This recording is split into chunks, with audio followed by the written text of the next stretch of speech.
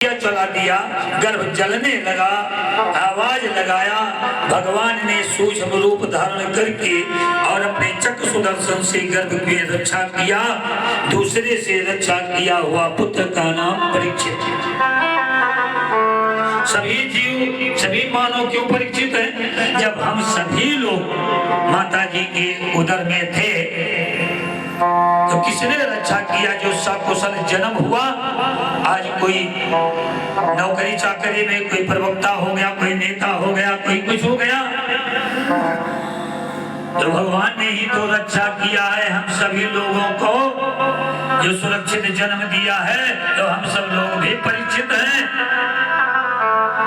राजा परीक्षित को सिंगी ऋषि ने श्राप दिया है कि 7वें दिन तक्षक दसेगा।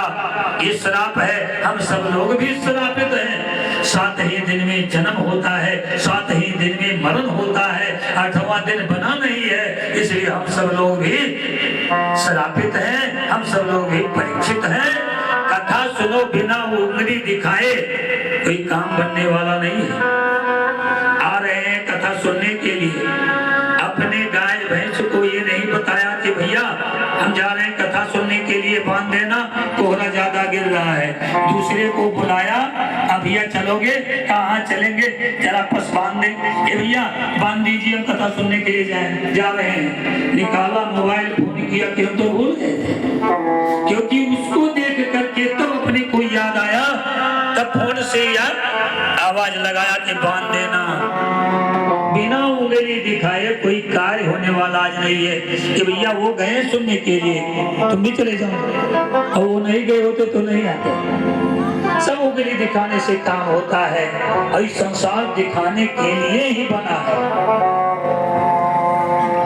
बोलो भक्त और भगवान की।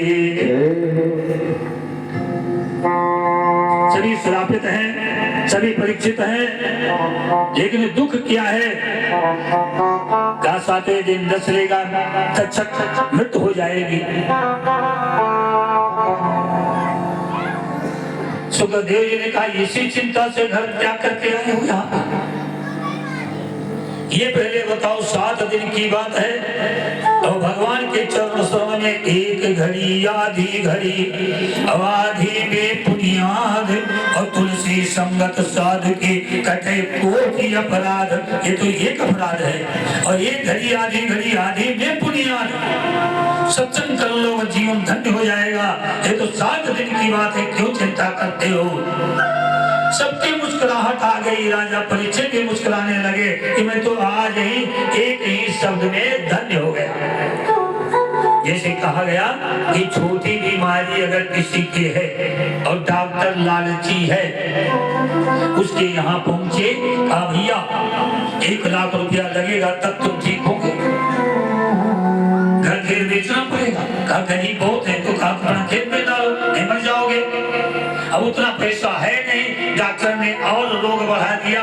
आए घर पर, सोचते सोचते सोचते सोचते चारपाई पर लग गए, आखिर में मरण हो गया। क्योंकि छोटी बीमारी ऐसा बता दिया डॉक्टर कि ठीक नहीं हो पाओगे, तो वो मर गया।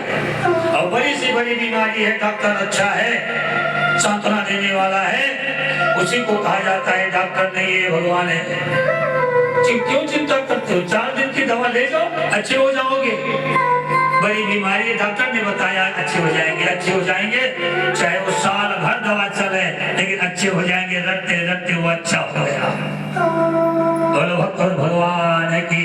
वही सुखदेव जी ने सुनाया, अमर कथा सुनकर के आए थे, 2 ही शब्द में अमर कर दिया, यानी चिंता समाप्त, तो अमर हो गया।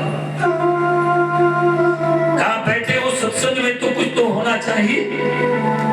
इसलिए तुम्हारी इच्छा क्या है, अंतिम इच्छा क्या है? 2 ही प्रश्न में 2 ही प्रश्न किया कि ये ईश्वर अंश जीव अविनाशी, ये जन्म हुआ है तो इनका कर्म क्या है, और जब मरना है तो करना क्या है?